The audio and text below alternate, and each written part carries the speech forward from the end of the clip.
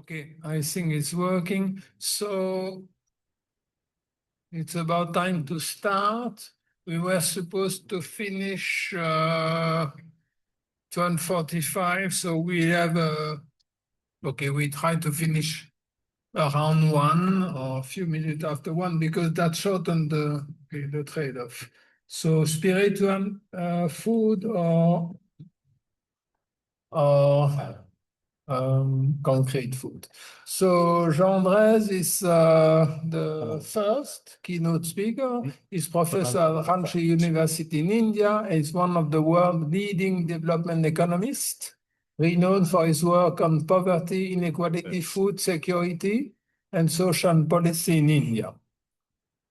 He has been a long-time collaborator of Amartya Sen and many others, and has contributed to major public programs such as India Rural Employment Guarantee Scheme.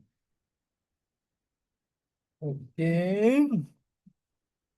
So there is a list of books you can find. Drèze and Sen, Development and Participation, Drèze and Sen, Unsought in Glory. And is a recipient of several international distinctions for his contribution to development economics and public policy. And I have to say, when I search on internet, I found many quizzes in school to say who won this prize, and then there is his name and other names. So he's even in the book of the people studying in the university and high school, so which is okay. Very impressive. And of course, there is a very big social engagement, and there is a connection between Jean, Moshe, Nathalie, Robin, and I. What is the connection? We all participate in the same book, right? Movie and economics. So I think you can take the floor. So, and the title of this presentation, Employment Guarantee, Pipe Dream or Wave of the Future. And you have the floor. You can use your time as you want, more or less 1 hour or 1 hour max. And you adjust the number of questions as you wish. Thank you.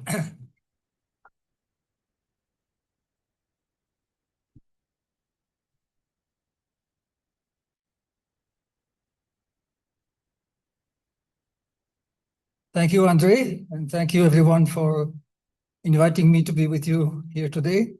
It's wonderful to be back in this beautiful country after more than 50 years and spending most of the intervening period in India. And I look forward to learn from this conference. I tried to persuade Andre that I was not qualified to give a keynote address here because I have not done any work on climate change, but he didn't allow me to chicken out. So I will talk about employment guarantee and especially the Indian experience with employment guarantee, because I think that it is one of the most significant, if not revolutionary, social policy initiatives in the world today.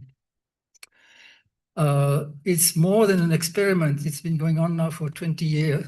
It was the Employment Guarantee Act in India was passed in 2005, and it has already achieved a lot of good things. It has protected millions of people from impoverishment in terms of crisis, including the COVID crisis and also more recurrent crises like localized droughts and so on.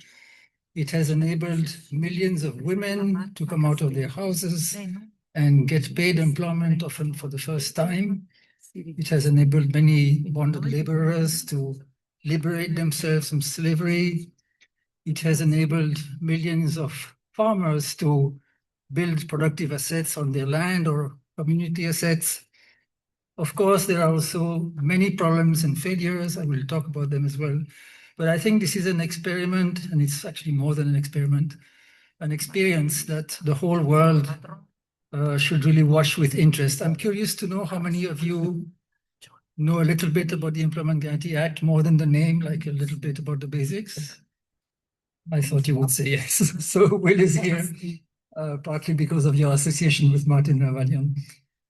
Anyway, now this may not seem to have much to do with climate change, but actually there are some important connections. The two most important connections I briefly mentioned. One is that many of the works that are being done under this Employment Guarantee Act have environmental value. In particular, water conservation works. For example, building of check dams, digging of ponds, renovation of canals, and also other works like afforestation and so on. All these works have a lot of environmental value, and their value is likely to increase as the climate crisis intensifies. So that's one link. And the other connection is that the Employment Guarantee Act is a safety net. It's not only a safety net, but it is a safety net. It helps people to avoid impoverishment in times of crisis, including environment-related crisis. And I think we can expect in the near and not so near future to see environment-related crisis in the world to become more and more common and to affect a lot of people, whether it's floods, droughts, cyclones, earthquakes, whatever. And employment guarantee and more generally, public works can play an important role in protecting people from impoverishment in those situations. India itself has a long history of using employment guarantee as a means of drought relief. So when there's a drought, typically large-scale public works are opened, and then anyone who needs support can just join the works and earn some income, some kind of fallback income. Okay, so let me tell you right away what this law is about. It's called the National Rural Employment Guarantee Act. I'll call it NREGA for short. That's how it's known in India. And basically, it is a law that guarantees employment on demand on local public works, subject to a maximum of 100 days per rural households per year. So it applies only in rural areas. It's a universal right. So any adult in rural areas can demand work. And if you demand work, you're entitled to being employed on local public works within 15 days and within 5 kilometers. And if you are not given a job, then you are entitled, according to the law, to an unemployment allowance equal to 1/4 of the minimum wage for the first 30 days and 1/2 after that. So it's important to understand that it's a universal entitlement. You don't have to prove that you are poor to join the works. You don't have to prove that you are unemployed. Anyone qualifies. Needless to say, this law came at the end of a long campaign. It was actually a bit of a political miracle. As recently as 2004, 1 year before the act was passed unanimously by the Indian Parliament, very few people thought this could ever happen. I should mention that there is a precedent of this. The state of Maharashtra in India has had an Employment Guarantee Act much earlier, from the mid-1970s onwards. And the national law actually is largely based on the Maharashtra Act. It's basically adapted and updated from the Maharashtra Act. I think it's also of interest to note that if you look at the Maharashtra law, which really provided the template for the national law, you can see that it was drafted by people who had a connection with the world of work. They were not just politicians or economists for that matter. They were people who understood the predicament of workers and who understood a very important point, that if you want this kind of law to work, you have to load it as much as possible in favor of the workers. Because the state machinery, typically in India, is not very sympathetic to the workers. Sometimes it's even hostile to the workers. And if you want this kind of law to work, you have to load it in favor of the workers. And that's why, for example, there's an unemployment allowance provision in the event where you don't receive work within 15 days. Okay. I'll mention briefly that the Employment Guarantee Act in India, the Rural Employment Guarantee Act, is part of a larger framework for Social Security. It's part of a series of legislations and entitlements that have been put in place gradually in the last 20, 25 years, with the aim of providing foundations for a social security system in the informal sector. The informal sector in India is 80 to 90% of the workforce. So most workers are in the informal sector, and they don't have access to formal security like contributory pensions and so on. So these are the main elements of this social security framework. Very briefly, firstly, provisions for children, including universal school meals and childcare services for children below the age of 6 years. Then the Employment Guarantee Act, which I'm going to talk about a little more. Then subsidized food rations for 2/3 of the population, 3/4 in rural areas and 1/2 in urban areas, universal maternity entitlements, and then pensions for elderly persons, widowed persons, and people with different abilities and so on. So the attempt, if you like, is to try to cover all the main contingencies, whether it's old age, whether it's unemployment, whether it's undernourishment in childhood, whether it's maternity, and so on. Some Indian states also have major cash transfers now, cash transfer schemes. I'm not going to talk about them because they're more recent and there's not much research on them. And then the big gap in this whole framework is a decent healthcare system. I mean, India has a very poor healthcare system, very commercialized, barely regulated, and with very little by way of public provision. Okay, now these schemes and laws, they're mostly laws actually, have some interesting features in common.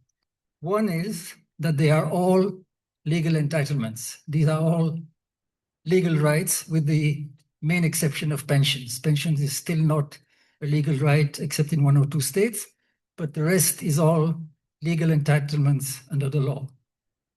Second common feature is that all these schemes and laws have abandoned targeting.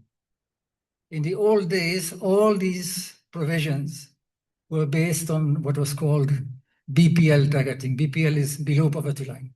So some households had a BPL card, a card that certified that they were below the poverty line, and then they would be entitled to some social benefits.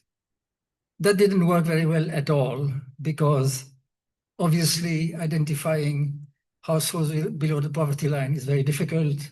So there were huge exclusion errors. About half of poor households didn't have a BPL card. It's also very divisive because some people have it, some people don't have the card. And then those who are excluded sometimes start trying to sabotage these schemes and so on. So we have moved away from that now. And we have moved to other approaches which are much more inclusive. And the entire experience is that inclusive programs work better than targeted programs. So what are the alternatives? One is self-selection, like in the Employment Guarantee Act. As I said, it's a universal entitlement, but obviously only the households that need public support come forward and apply for work. So it's a kind of self-selection mechanism.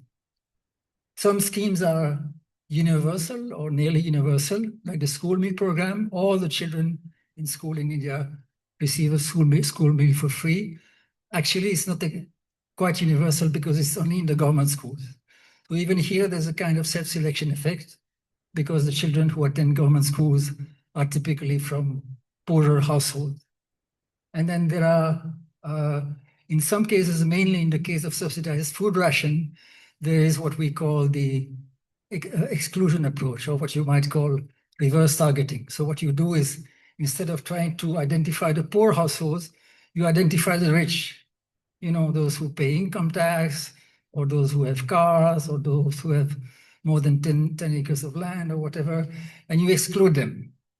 And everybody else is included by default. So this is, again, a more inclusive and more reliable approach than BPL targeting, and it avoids, by and large, exclusion errors. Third common feature is that these are all non-contributory benefits financed from general taxation. So it's all for free, financed from general taxation, and it doesn't actually cost that much. I mean, this whole package may be something like 2% of GDP. Now, of course, partly because the benefits are low. For example, if you look at the pensions, the old age pensions, it may be something like 20 or 30 euros per month, which even at PPP rates would be, I don't know, maybe 100 or 200 euros per month. So it's barely enough to protect people from starvation. It's not more than that. But the point is that once you have a framework that actually works, and these are all things that work, this is important to say, because a lot of programs in India don't work, but these are all schemes and programs that actually work.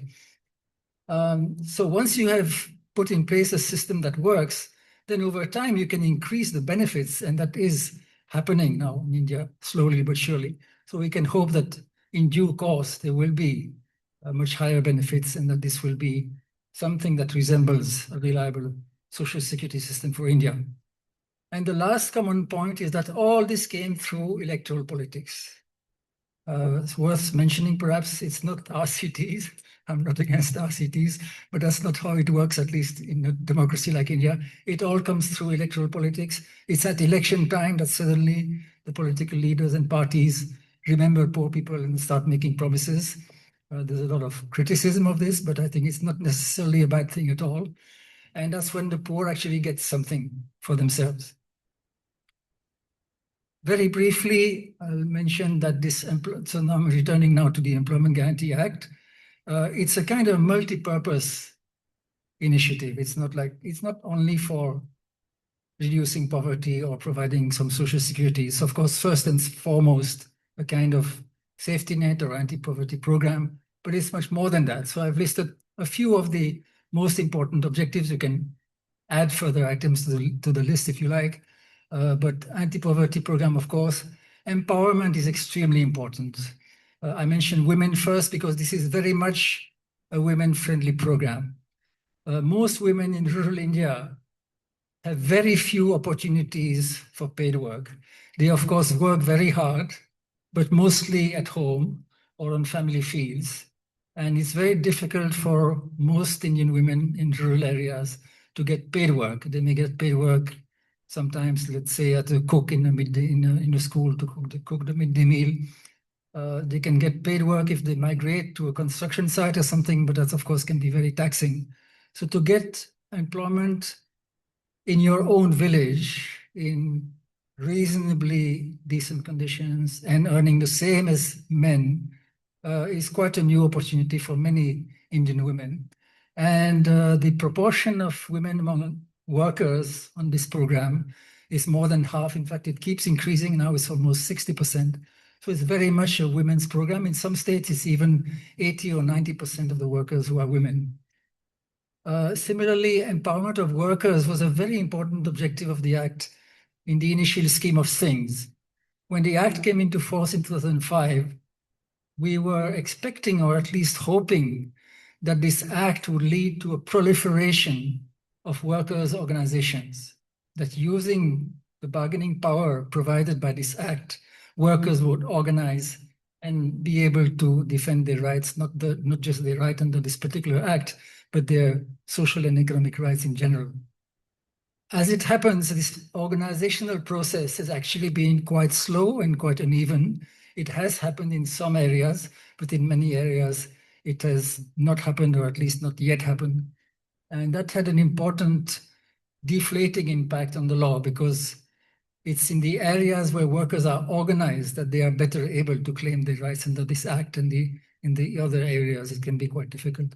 Okay, all these objectives are relevant in one way or another to the environment, but I think the two most important ones are the first and the last. I've already mentioned them, the role of employment guarantees as a safety net, and the value of NREGA works from the point of view of environmental protection. Now, let me tell you a little bit more about the details of the law. I've already mentioned the main entitlement, employment on demand within 5 kilometers and within 15 days, unemployment allowance if you're not provided work within 15 days.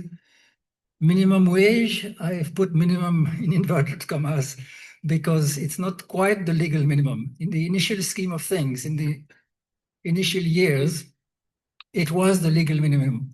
So the workers were entitled by law to the minimum wage applicable to agricultural laborers in the state where they were working.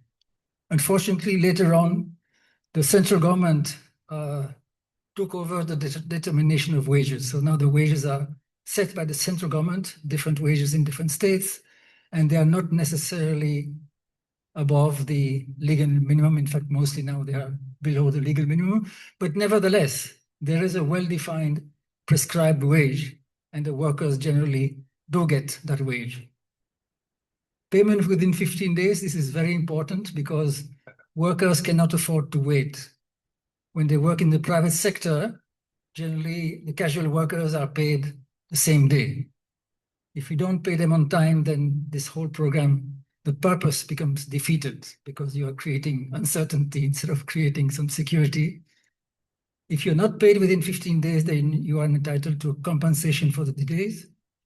And then there are entitlements to basic worksite facilities like shade, drinking water, first aid. And if there are children at the worksite, then somebody is supposed to be deputed, a woman is supposed to be deputed to look after the children.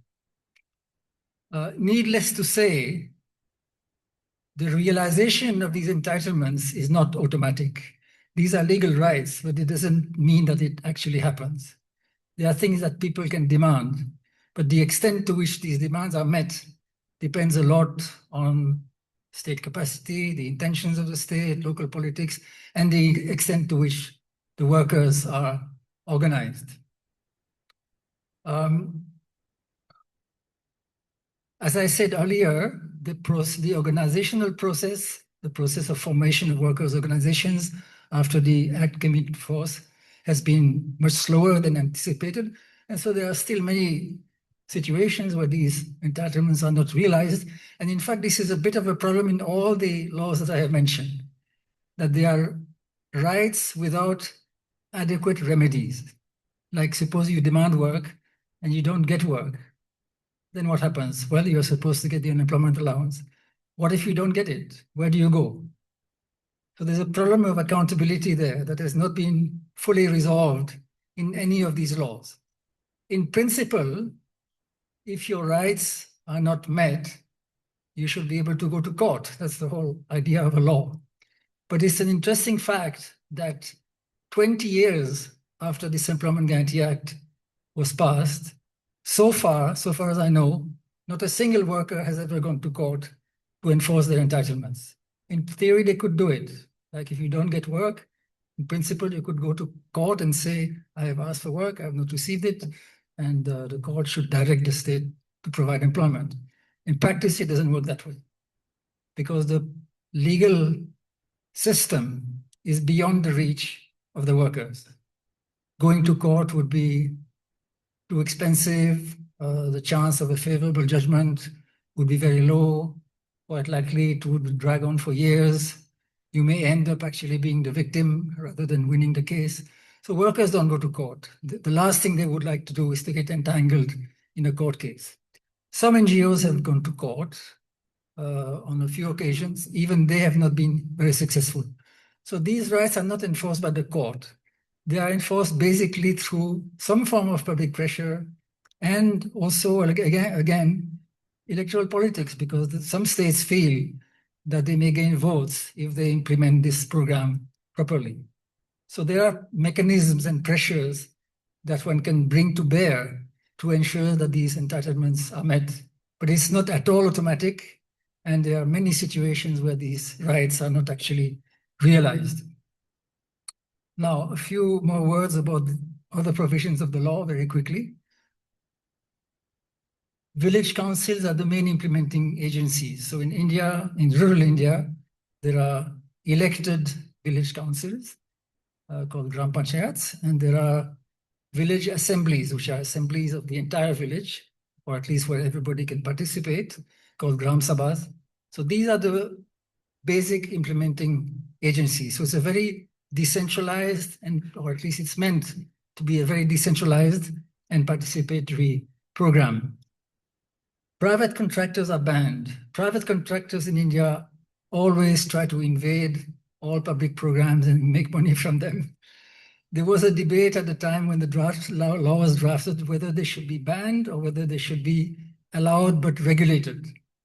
And the decision in the end was to ban them, in practice, they still very often invade this program and try to make money from it. I'll come back to that quite soon. There's a provision for material costs, so you can spend some of the program money on bricks and cement and other material items, and that helps to make it possible to build productive assets under this program. So for example, if you want to build a check dam, then you may have to spend some money on boulders and cement and sand and so on and so forth, but not more than 40% of total costs.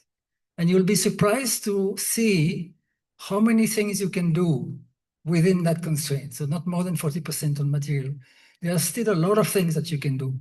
You can't build a house, but you can build an animal shed, you can build reasonably good approach roads, you can build check dams, you can build wells.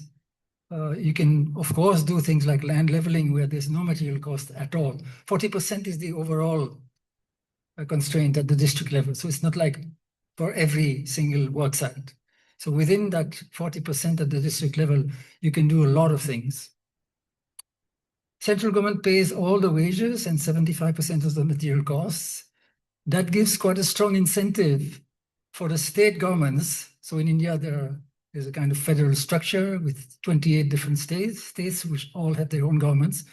So the state governments, for them, this program is a good opportunity to do work and to get credit for it at the expense of the central government, because the central government pays most of the cost, about 90% of the total cost. Administrative costs are not supposed to exceed 6%, which is not very high. And in fact, in practice, they are usually more like 3 or 4%. So the administrative costs are really low, really low. And in fact, what is called administrative cost is mainly labor. It's barefoot engineers, it's data entry operators, it's the village level employment assistant and so on. So it's, again, a lot of labor with a kind of element of skill formation, because this is more like skilled labor. So it's not at all a kind of deadweight loss. There's an employment guarantee fund that is supposed to ensure that there's always money in the system. And then there are a lot of anti-corruption safeguards, including full transparency of all records. You can see everything. Not only you can ask for everything, but it's proactively displayed on the website. So the Employment Guarantee Act was the first scheme in India where everything was displayed proactively on the website. You can see everything down to the payment of every single worker, where they have worked, geotagged, when they have worked, how much they have earned. Everything is completely in the public domain. Now, how does this actually work? Very briefly, I'm simplifying a lot here because it's a very complex program, obviously. I mean, you're talking of employing millions of people at any point of time. So the way it works is that the village councils, so the gram panchayats and the village assembly, the gram sabhas, prepare what is called the shelf of projects. So every village prepares a list of projects that can be activated as and when the need arises. So it can be, there'll be some wells, there'll be some approach roads, there'll be some land leveling works, whatever they decide. So the village assemblies and the village councils, they decide what they want to do, subject to a list of permissible works. So there's a very comprehensive list of things that you can do. You can't build a temple under this program, but you can build a lot of other things. So there's an extensive list of permissible works. And then within that list, the village councils decide we're going to build a well there, a road there, a check dam there, and so on. And then these projects are kept ready for activation as and when the need arises. That's one part. The other part is that the workers can submit a demand for work. It can be a formal demand or it can be an informal demand.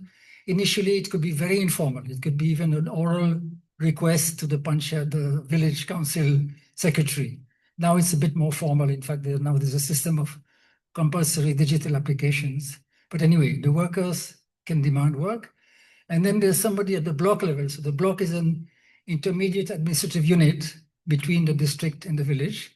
And there's somebody sitting at the block level called the block program officer who sanctions works from these shelves of projects as and when the demand for work arises. So according to the demand for work, they sanction projects so that all those who demand work can be employed. Then there's a worksite supervisor who is mostly a kind of trained worker. So it's from the same class, somebody who has been trained to do the work measurement and to maintain the records and so on. So they supervise the worksite and they record the work attendance, so who has worked when, in attendance sheets called muster rolls. And then these muster rolls are used to send wages directly to the bank accounts of the workers. And then finally, an engineer is supposed to come and verify the quality of the work and to measure it and to ascertain that it corresponds more or less to what is being claimed in these work attendance sheets. So this is how it's supposed to work. It doesn't work always like this in practice, but this is basically the system. Now, let me show you a few photographs to give you a sense of what it's like. This is a photograph from Madhya Pradesh in central India. It's an area where quite likely there was a pretty good vegetation cover not so long ago, maybe 20 years ago or 30 years ago, maybe even a forest. Now it's been completely denuded, as you can see. And these women are making what is called contour trenches. So they're basically small trenches that are going to be built all along the hill slopes, and they help to avoid soil erosion and water runoff during the monsoon. It rains heavily. And if it's well done, then after that, near these contour trenches, you can plant some trees because there'll be some moisture, and you can try to regenerate these denuded hills. So you can see that it's pretty useful work, certainly from an environmental point of view, and that there's enormous scope for it. I mean, you can go on doing this for quite a long time, not everywhere, but in some substantial parts of India. So there's a lot of work to do of this kind. You can see that these women, of course, are quite poor. This one doesn't have footwear. And you can see that it's pretty hard work. In fact, most of it happens during the summer months when it's really hot. So it is hard work, but it's actually better than what these women, than the sort of employment that most of these women would be able to get in the private sector, let's say in the construction site or even as agricultural laborers. And moreover, it's relatively dignified work because it's kind of government work, so they tend to prefer that to private work. And I think they are much less exposed to harassment, including sexual harassment, because they work together on the public work side. And that's why, as I said earlier, this program is very popular with women, and the majority of the workers are women. This is another work site. This is in Bihar. This is the construction or the deepening of a pond. It's again quite useful because this water will provide irrigation waters for the surrounding fields. It will provide drinking water for cattle. It will provide water that people can use to wash their clothes or to swim. And you can also try to grow fish in these ponds. And that's, if you're able to do that, that may require some initiative to resolve the property rights issues and so on. But if you do that, then these ponds can actually be quite productive. This is one of the areas where there has actually been some fairly effective organizational work. So these women, who are very poor women from the most marginalized communities in India, they are scheduled caste, what is called scheduled caste communities, so the former untouchables, who are regarded as the bottom of the caste hierarchy, women who used to lead very limited lives, confined to their homes with very little freedom, very little awareness of their rights, very little experience of collective works. And now the same women have become very vocal, very assertive, very aware of at least some of their rights, and they think nothing of coming out on the street in large numbers, in this case, for example, because they're protesting against delays in wage payments. So it's actually quite something to see that process of awareness and empowerment that can happen through this program in areas where the program has been used as an opportunity to organize the rural workers. This is a pond, a completed pond. where fish is being grown. A few words about wells. I find these wells quite interesting. This is in the state of Jharkhand, where I live. The state of Jharkhand is relatively small. It's about 3% of India's population, but more than 100,000 of these wells have been built in Jharkhand. And most of them are quite well built. Some of them collapse sometimes, like if you don't complete the well on time before the monsoon, it can happen that it collapses before it's completed. But most of them have been completed, and the standards of construction are not bad at all. And it's particularly striking because no engineers are involved in this. This is done by the local workers themselves. They have that kind of skill. They know how to build a well. They like wells a lot because it's a reliable source of water supply, and it's also very cool water and so on. So these wells actually, there you can see them everywhere you go in Jharkhand, where the topography is very favorable to these wells. You can see these wells, and they're again very useful because you can use them to irrigate the surrounding fields. If you level the fields, it's even more productive, and you can level the fields again under the same program. So if you're a small farmer, most farmers in that area are small farmers, and you can build a well and level your land all with the help of this program without spending any money, then you can start growing 2 crops or even 3 crops a year instead of 1, and you can grow higher value crops like vegetables, for example, instead of growing rice all the time as you would do otherwise. I'll just take some water. Yeah, so we did some very simple, Andre, you were asking me about the cost benefit of this whole program. There's no kind of overall cost benefit analysis, but there are some bits that you can evaluate. And so we did some evaluations of these wells, just looking at the financial returns. Forget the social returns, distribution, empowerment, environment, forget that. Just look at how much money this well has cost to the government and the farmer together. It's mostly the government, but sometimes the farmers have to put some of their own money as well. So look at how much has been spent and how much it produces in terms of improved productivity of the surrounding crops. And we found that it was something like 6 or 7% internal rate of return in real terms. So it's pretty okay. I mean, it's more than what you can get by putting your money in the bank. So what it basically means is that this is a self-financing project, okay? I'm not saying all the projects are like this. I mean, these are some of the better projects, but it's kind of self-financing. And then the interesting question that arises, I can see you frowning, and I'm guessing that you're asking yourself, if it's so productive, then how come people don't do it themselves? The answer is very obvious. I mean, they can't do it themselves because it's a lot of money, and it's a little risky because sometimes, as I said, these wells can collapse before they're completed. So if you spend 200,000 or 300,000 rupees digging a well and then it collapses before it's completed, then you're really in a soup. And these small farmers don't have much access to credit and so on. So it's quite difficult for them to do this on their own. The big farmers do it. Some of the big farmers, they do build their own wells. But for small farmers, it's quite difficult. And so the beauty, or one beauty of this program, is that it helps the small farmers to make these investments that are productive and fully justified, even from a purely financial point of view, but they are not able to do it on their own. Same point applies again in Jharkhand. Oh, sorry, I showed this. I'm showing this photo because you may not believe that you can build a well like this within the 40% maximum for material, because there's a fair amount of material. But actually you can, because a lot of the work is just digging the hole. By the way, in the mainstream media, this program often is disparaged as a program of digging holes. But holes can be quite useful. I mean, wells are holes, ponds are holes, and this one mango plantation is also starts by digging a hole and putting a mango sapling in it. Okay, so this is another very good project. This is a mango plantation, mango tree plantations, again in the same state of Jharkhand. And the same point applies, that the rates of return are, in fact, they're even higher than the wells.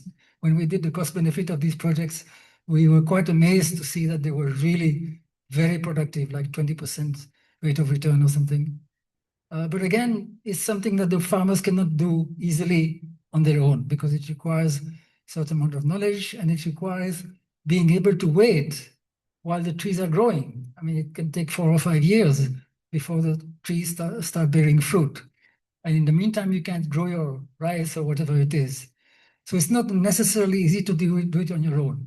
But under this program, you're paid for the work, and you're also paid for watching the growing trees for some time. So actually you make some, not only there are no costs, but you actually make some money during that waiting period. And then when the trees are reach maturity, you basically have a kind of pension for life. You have you can get from a small grove like this, you can earn 102 or 200,000 rupees a year, which is almost enough for a small farmer to survive. And that's like, for 30 or 40 years. So it's like a pension that, you produce something that gives you an almost assured annual income, not completely assured because sometimes the prices crash and so on, but a reasonably secure annual income. Okay, now we have to be honest and accept that there are also many work sites like this one, where nothing useful has been done, only some symbolic work to have something to show in case there's an inspection or something. According to the worksite board here, this is a land leveling work, but it's really not been done properly at all. And if you don't complete the land leveling, you just do a little bit here and there. Obviously, it's not particularly useful. So there are many worksites like this where something has gone wrong. And basically what goes wrong here is that some corrupt middleman steps in and then takes over this work site. They fudge the records. Like if 10 days of work has been done, they will pretend that 20 days of work have been done. They will pay 10 days to the workers, keep 10 days for themselves. And then with some of that money that they are siphoning off, they will pay bribes to the inspector, the engineer, the accountant, or whoever is supposed to keep an eye on all this. So everyone gets a little bit of share of the money. And then he will keep a substantial portion for himself. It's usually a man, not the woman. So there are many work sites like this where these private contractors who are supposed to be banned actually have come back through the back door and are hijacking this program, if you like, and using it to siphon off money. So, of course, in principle, there are a lot of safeguards against this, but these contractors are quite clever and they often learn how to evade the safeguards. At the beginning of the program, a lot of reliance was placed on the Right to Information Act to prevent corruption. The Right to Information Act in India was passed at the same time as the Employment Guarantee Act, and it was explicitly because it was hoped that the Right to Information Act would help to prevent corruption. So India has one of the strongest Right to Information Acts in the world. You can ask for almost anything short of national security issues. You can almost ask for any information, and information is defined very broadly in the Right to Information Act. You can ask for almost any records or any information, and you have a right to a response within 30 days. And if there's no response within 30 days, you can appeal. And if there's no response to the appeal, then there's a mechanism to fine the government officials who were responsible to provide this information. So it's a very strong act, and it is routinely used by millions of people to demand information from the government. And so the idea was that if you can ask for all the information, and all the more so if the information is in fact proactively placed in the public domain, as I have explained on this NREGA website, then the idea was that corruption would be difficult because corruption typically thrives on secrecy. Now that was a little naive because what turned out is that it's not enough to make the information available. You have to also verify that information. Like these work attendance sheets, you can place them in the public domain, but until somebody goes to verify them, it's not going to necessarily help to contain corruption. And that led to the idea of these social audits, where local communities and trained social auditors take the records from that website and then go to the communities, share the information, and verify the information in public. Like, have you worked on this website, on this work site? Have you worked on this work site for how many days, and so on and so forth? So you verify all the information, and that's when you actually find out where there has been embezzlement of funds. And then after that, you do a kind of public hearing where the findings of these investigations are placed in the public domain, and then ideally action is taken against those who have embezzled money. But then what was discovered is that it's not even enough to do that. You have to also make sure that action is taken against these crooks. And that's the really difficult part, because these private contractors often have political protection. They are hand in glove with the political parties. There's a kind of quid pro quo between them and the political parties. These private contractors siphon enough money, not just from this program, from all kinds of development programs, and then they are protected by political leaders in exchange for a share of the funds that they are siphoning off. So it's quite difficult to get action taken against them. Nevertheless, after a few years, a lot of progress was made in preventing corruption. Now, let me show you a few statistics. This is from what I call the silver age of NREGA. This is not the golden age. There's no golden age in employment guarantee. I don't think there will ever be a golden age. But there was a silver age. There was a time when things were doing pretty well, when things were going pretty okay. Now, so looking first at the official statistics, so the first panel here is the official figures.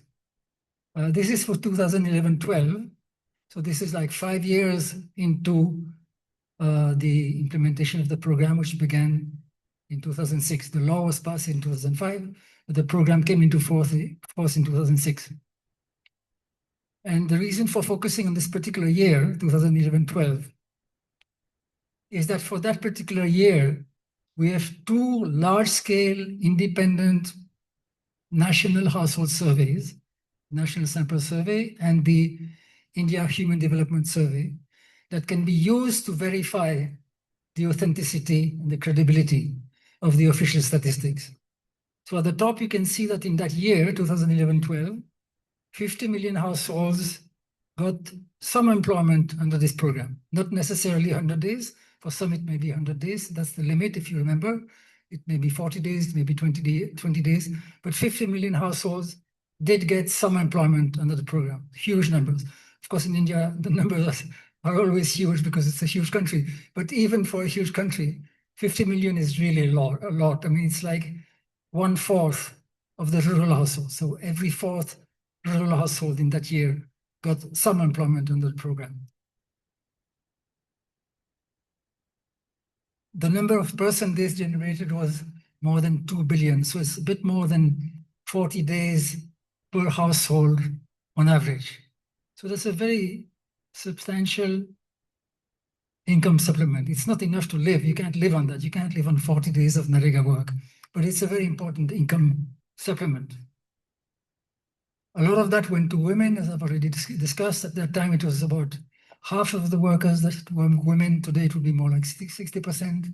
And as I've also mentioned earlier, a large proportion of the workers are from marginalized communities, like the scheduled caste, the former untouchable families, and the scheduled tribes, especially. These are the indigenous people, if you like. Okay, so that's quite impressive. And the good news is that most of this is actually reflected in these independent surveys. So the figures at the bottom, 90% and 80%, this is what we call the verification ratio, the proportion of the total employment according to official statistics that is corroborated by these independent surveys. So 2.2 billion was the official employment generation in terms of person days. Of that, about 2 billion is reflected in the India Human Development Survey of that year. So that means about 90% verification ratio. For the National Sample Survey, it's a bit lower, about 80%. But the point is that by that time, most of the employment was real. This is not money being siphoned off. This is real people getting real employment. Now, the cost of this is about 1/2 of GDP. So it's not a huge amount for something that does so much good. You can, of course, ask whether we could do something even better with 1/2 of GDP. I'm not sure what that would be, but of course, some people advocate other forms of intervention, like, for example, UBI, Universal Basic Income. There's no way that India would be able to provide the equivalent of 100 days of wages to everyone in the form of a UBI. It's just not possible. It would be too expensive. So one of the important features of NREGA, the Employment Guarantee Act, is that it does, even though it's a universal right, it's actually very well targeted because it's only the poor households that participate. Anyone who has been to NREGA work sites would know that the people who work on these work sites are among the poorest sections of the population, and there is data to corroborate that. This is the participation rate, so the proportion of households that participate in this program as a function of per capita expenditure. So you can see that below the poverty line, the participation rates are quite high, especially for scheduled caste and scheduled tribe families, about 40%. And then the participation rates diminish quite rapidly as you move towards higher per capita expenditure categories. This is the self-targeting aspect of the Employment Guarantee Act. So this is one argument, one important argument in favor of this particular approach. I think one can actually give at least 4 arguments in favor of this particular approach to poverty reduction and social security. One is this self-targeting feature, which is very important, that it's a universal entitlement with very low exclusion errors, but those who actually participate are mainly from the poorer households. Second argument, also very important, is the counter-cyclical role of employment guarantee. When there's a crisis, automatically it expands because that's when the demand for work increases. So this is the employment levels year after year from 2008 onwards. 2008 was the first year when the act was extended to the whole country. You can see that it was more than 2 billion person days per year in most years. And you can see 2 years when there was quite a major expansion of employment compared to the previous year. One is 2009-10, just after the worldwide financial crisis. And the other one, of course, is 2020-21 and 21-22, the COVID crisis, when there was a big expansion of demand for employment and of employment levels. So this is very important, that when there's a crisis, automatically the employment levels increase. You can also see the red bar, 2014-15, kind of employment crash. This is the first year of the Modi government, the government headed by Narendra Modi and the BJP, the Bharatiya Janata Party, which is a right-wing Hindu nationalist party, which has always been quite hostile to this program. And so from the moment they came to power, they tried to undermine it by imposing expenditure caps, and then they had to backtrack, and the employment levels went up again, but they still continued to undermine the program in other ways, as I will explain soon. So the first argument is self-targeting. The second argument is counter-cyclical role. Oh, by the way, it's not just across years. It's even more importantly within the year, between different months of the year. So about half of the work happens in April, May, June, or sometimes July, which is basically the summer months when there is very little to do in agriculture and when people basically don't have much employment at all. And that's important because it means, again, counter-cyclical, and it means that the opportunity cost of work, of time is not necessarily very high in that period of the year because there's not much to do in any case. I think the main limitation of this approach to reducing poverty is that there is an opportunity cost of time. So when you make people work to earn their support, it actually has a cost. But because a lot of the work happens during this lean agricultural season, the cost is not actually very high. Third argument is the productivity of works. I've already mentioned the wells in Jharkhand, the mango plantations. There are other projects that have proved very productive. These are not average works by any means. These are some of the better works, the works that have been evaluated by different research teams. I'm not at all claiming that most of the works are like this. What I'm claiming is that many works are productive, and that many more could be productive with better supervision and planning and support, like engineering support and scientific support of the works that are being done.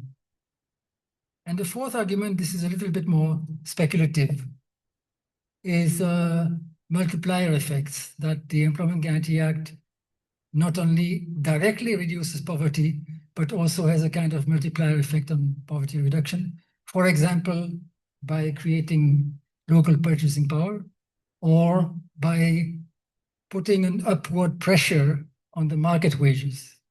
And there is some evidence that it actually does that. India has a long-standing problem of very slow growth of real wages. It's really striking. I mean, you all know that the per capita GDP in India is growing really fast, has been growing fast now for about 20, 25 years, 6%, 7%, 8% per year. But the real wages are increasing very, very, very slowly, and that has been going on for decades. In fact, if you see here in the last 10 years, they have not grown at all. So I should have explained. The blue line below is the real wages paid under NREGA, the Employment Guarantee Program. And the other lines are market wages for women in between and for men at the top. Okay, so you can see that the market wages in the last 10 years have barely increased despite the economy growing so fast. There's a huge contrast here with China. I mean, in China, the real wages have been increasing almost as fast as per capita GDP. I don't know about the most recent figures, but the last time I looked at this, it was quite striking that the real wages were growing at something like 7% per year, a little bit less than per capita GDP, but still very fast. And that's why poverty reduction in China has been so dramatic. Now in India, the real wages are increasing very slowly, but there was a period of about 6 or 7 years, just after the Employment Guarantee Act came into force, when suddenly they started growing really fast, about 7-8% per year. I don't think it's necessarily only because of the Employment Guarantee Act, but there are quite a few studies that suggest pretty strongly that the Employment Guarantee Act contributed to this. And then after that, that effect stops, and in a way that's what you would expect, because the Employment Guarantee can raise the level of wages, but it can't really raise the growth rate of wages on a sustained basis.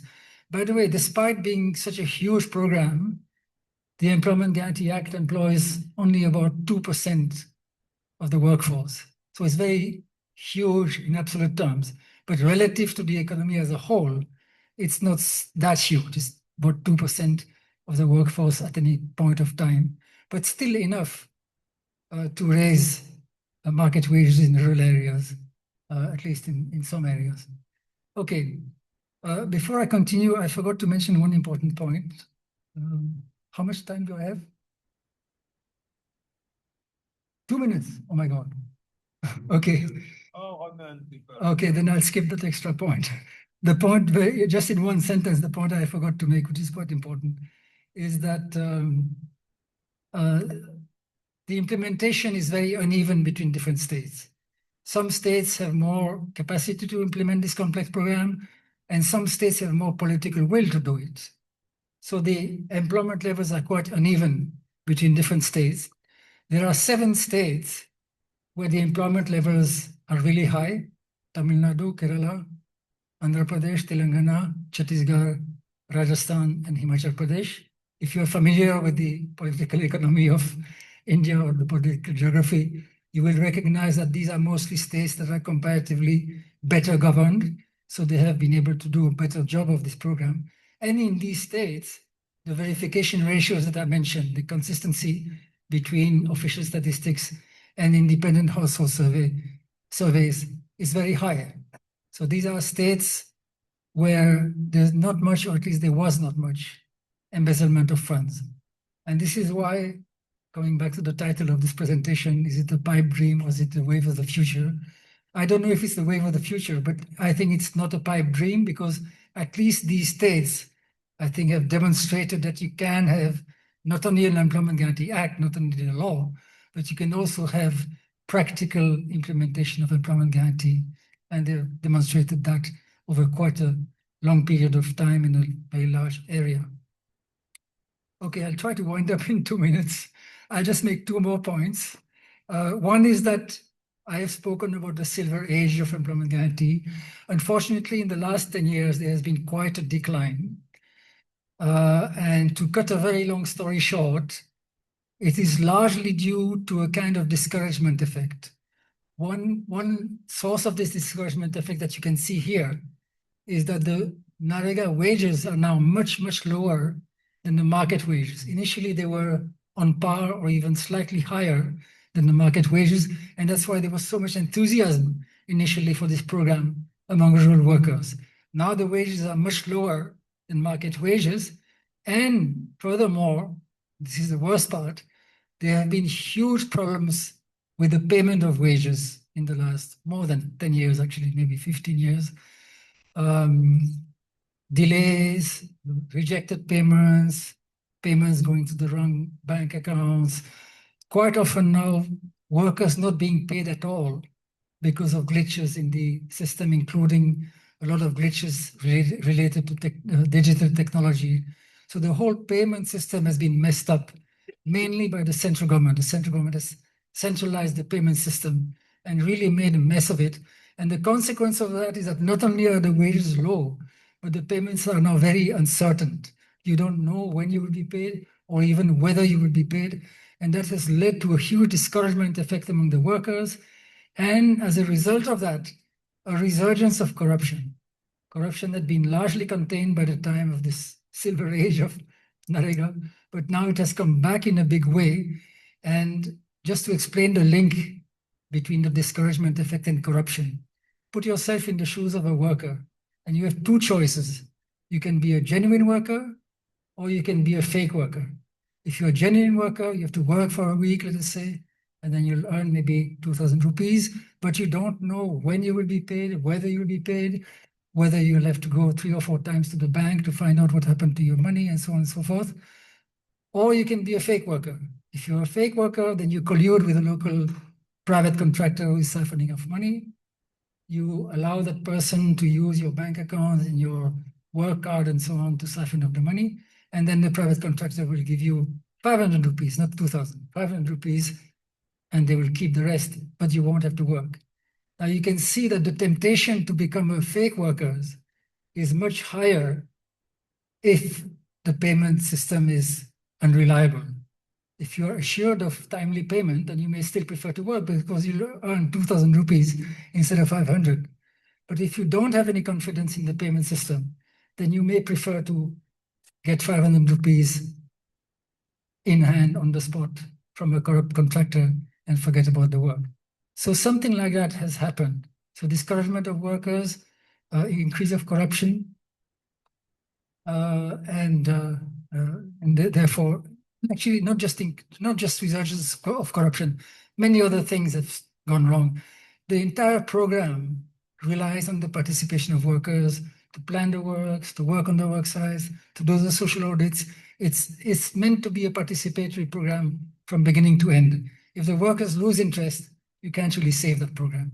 So this has happened in the last 10 years, also related to this lack of political will on the part of the Modi government. The Modi government, as I mentioned earlier, was quite hostile to this program from the beginning, partly because they saw it as an initiative of the Congress party that had come earlier, and also partly because it's essentially a business-sponsored party, and the business sector has always been opposed to this program because it empowers the worker and it puts upward pressure on the wages.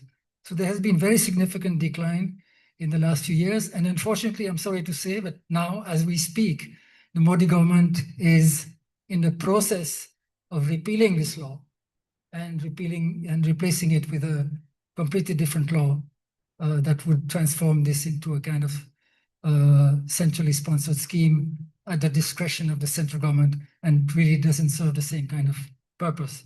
The last point I'll make in the 30 seconds that are left is this, that can this be done in rich countries? I used to think not. I used to think that it will be too expensive because the wages are much higher in the rich countries. So I thought it would be too expensive. That's wrong. If you look at the ratio of minimum wage to per capita GDP, it's the same in India and in Europe, more or less.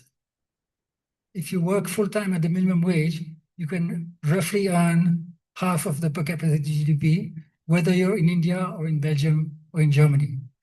So the cost relative to GDP has no reason to be higher in the rich countries. Moreover, they have much higher public expenditure as a proportion of GDP. And moreover, remember that in Europe, if you're unemployed, you can get unemployment benefits. And the unemployment benefits sometimes are as much as 2/3 of the minimum wage. So why not add 1/3 and get some work done? It would not be the same kind of work. It would not be digging ponds and so on, but it could be things like taking care of the elderly and children and so on. So there's plenty of labor-intensive work to do.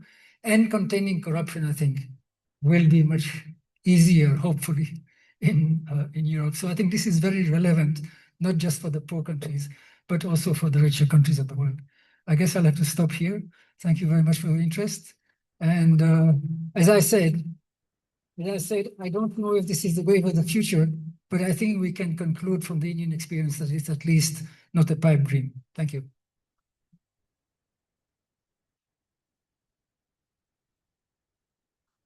So thank you very much for this fascinating talk. We understand you could continue for hours and we would listen, but we have to eat. So I propose to limit the question. I will make a sacrifice. I had 5 questions. I will not ask any question.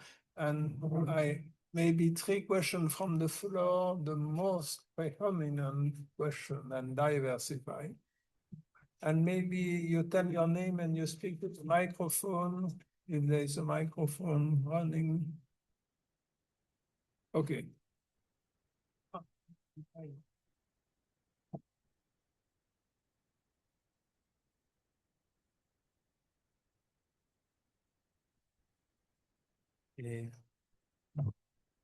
Dice allora, non devono avere i telefoni? Sì, devono solo i telefoni. Sì.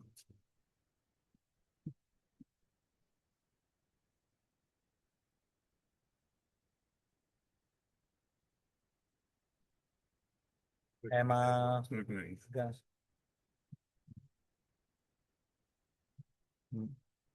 C'è il telefono tu? You have a telephone?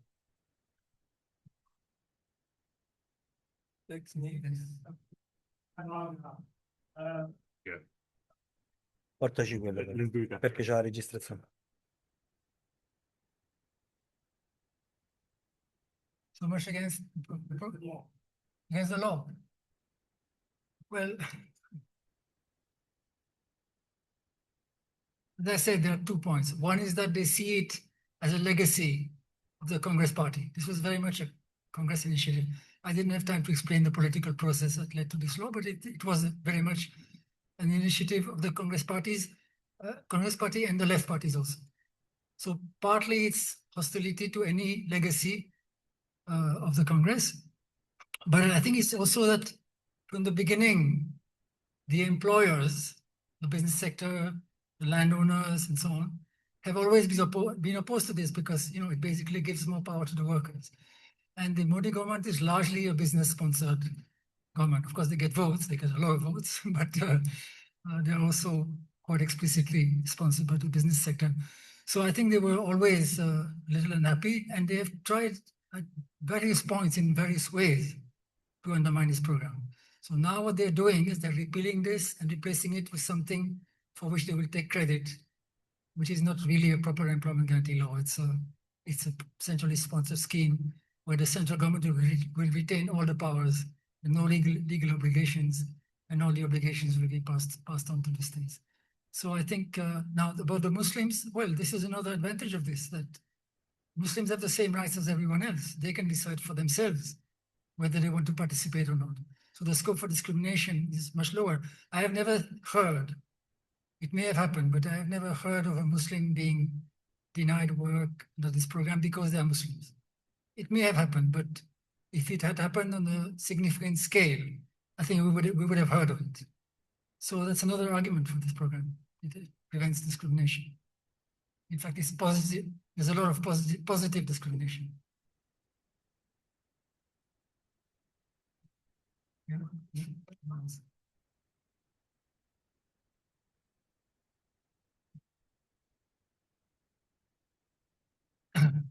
Yeah, thanks a lot for the presentation. I was wondering whether well, in Italy we don't have scheme like that, but we have programs for unemployed. And what we have seen is that what matters a lot is the efficiency of administration, so the quality of the administration. So I was wondering, you mentioned the heterogeneity that you have in the States, but at the village council level, whether you observe, opportunistic behavior of village in managing the projects, or whether this concentrate, the more successful story concentrate in those villages which are more efficient and then probably also more rich. And if I may, a second point is whether you have some data about what next for the workers join the program. So in the sense whether they improve somehow the relative wage or skills in terms of work for the next employment. That might matter for the program to succeed, I guess. Thanks. On the first question, I think there's no doubt that the better organized states, the more efficient, the ones that have more efficient administration, like the southern states, have made better use of this program than other states. And unfortunately, it's the poorer states that are also worst governed. Like in Jharkhand, where I live, it's very poor. It's one of the poorest, so very badly governed, huge levels of corruption and so on. So across states, it has not been very effectively targeted. And I mean, if anything, the poorer states have done less well than the richer states. It's actually kind of neutral. There are poor states that have done very badly. There are also some richer states like Gujarat, for example, that have not done very well with this program, not so much because of inefficiency, but because of lack of political interest. But anyway, there's no doubt that across states, we can see that the better governed states are able to make better use of this program and contain the corruption better and so on. And I'm sure it's also the case at the village level that the one, but I don't remember seeing data on this, but I'm sure it's true. By the way, there's a huge amount of research on this program. There are more than 400 papers published in academic journal. There's a website called jobguarantee.org, which is a bibliography of research on this program. There are more than 400 papers, so it's a very intensively researched program. And a lot of the effects that I've talked about, the empowerment effect, poverty reduction, environment, most of these effects are reflected in data, and in some cases even in our cities. Okay, anyway, the short answer is that yes, where there is a better administration, it works better, definitely, because it is a complex program, not easy to implement. Second question was about, just explain again,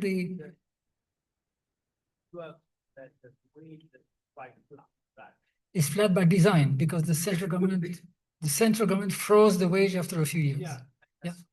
You have any information about the next wage that people join the program? Like whether there's whether there is some future increase in their expected wages or in the improvement of the skills of the workers that have joined the program. Yeah, that might be an incentive for joining. That's a good question. I think the program could have been much better designed for skill formation. It's largely unskilled work. It's largely like these women who are digging and so on. And I think a skill ladder could have been built into this program. Like you start as a worker. If you do well, you become a worksite supervisor. If you're a good worksite supervisor, you become a village employment assistant, a block level officer and so on. It could have been designed that way. There's a little bit of implicit skill ladder or skill formation at least, because as I explained, the administrative component, it's a lot of labor actually, like data entry and barefoot engineers and so on. So there's some skill formation, and a lot of people start there, like they are data entry operator, for example, and then after some time they get a job in the private sector. But I think much more could have been done along those lines. And about the workers themselves, the unskilled workers, there are a lot of anecdotal stories of like these women who they earn some income, and then after that they open a shop or something, or they buy goats, and then there are more goats, and then become better off over time. A lot of stories like this, but I don't remember seeing a study of this particular effect. To be useful to me. Okay, last question. We have some time. Yeah. So yes. Thank you very much, John, for your presentation. Very interesting. And actually, I was not aware of all the details. And maybe I lost it in your presentation, but I remember it was 0.5% of the GDP, Yes. the cost of the... At that time, now it will be less, but at the time it was... At the time it was 0.5. At the peak it was At the 0.5, peak. yeah. Okay, my question is, how was it financed? And I understand it was supported by all the parties, sustainability, and also the second question was, I guess I should read all the hundreds of papers that have been published, but Okay. more or less, do you have any information about the tendency for firms or for the institutions that are receiving, that are hiring those workers? I mean, it's a way to avoid hiring long term, and we have similar programs also in Italy. So how do you face the trade-off between these 100 days per year and then incentive to promote long-term employment? So just to clarify, these workers are employed by the government. They're not employed by firms, right? Yeah. Oh, that's clear. Yeah. These workers are all working for the local authorities, or they're working for the government. They're not working for private firms. This is only a part-time employment. No, it's like 40 days, maximum 100 days. The rest of the time they would be working in the private sector. Yeah. Yeah. So, but it's still part-time work. I mean, guaranteed. it doesn't. I don't think it contributes. If your concern is that it's to lead to a kind of casualization. Correct. Yeah. I don't think that. On the contrary, I mean, see, to the extent that it improves the bargaining power of workers, it actually helps them to avoid casualization. Like bonded laborers, for example, they have used this program very well to liberate themselves from slavery, because now they have an alternative. And by the same logic, if you have this kind of alternative, you should be able to bargain for better work conditions in the private sector, including better security of employment, at least in principle. Yeah, that's in fact basically maybe that's the question. I mean, That's why the rate of absorption by the private sector, maybe it would be something interesting to know or to understand. The effects of this program depend on the initial structure of the labor market, like whether it's competitive, whether it's monopsonistic, whether there are wage rigidities and so on. The best case scenario is when it's initially a monopsonistic market where there are big landlords who hire most of the agricultural workers and are keeping the wages down, okay? Which is the case, I think, in some parts of India at least. And in that situation, you can not only improve workers' private wages through this program, you can also ensure that they get more employment in the private sector. This is the ideal situation. In fact, there's an interesting paper by Kartik Muralidharan and his colleagues based on an RCT in Andhra Pradesh, where they claim that this is exactly what they found, that there are multiplier effects, not only through higher wages in the private sector, but also higher employment. I mean, that's really, and that takes care of the concern. There is a concern, of course, in this program, that you're diverting workers from the private sector. So some people feel that, if you're diverting people from productive employment and they end up getting more or less the same wage, but they don't do useful work, then there could be an adverse effect of unemployment and productivity. They claim that it's the opposite based on that RCT. The question about how it's financed from general taxation. It's not a lot. I mean, the tax to GDP ratio in India is maybe 15% of GDP or something like that. So 0.5% of GDP you can manage. That's not the point. Okay, thank you very much.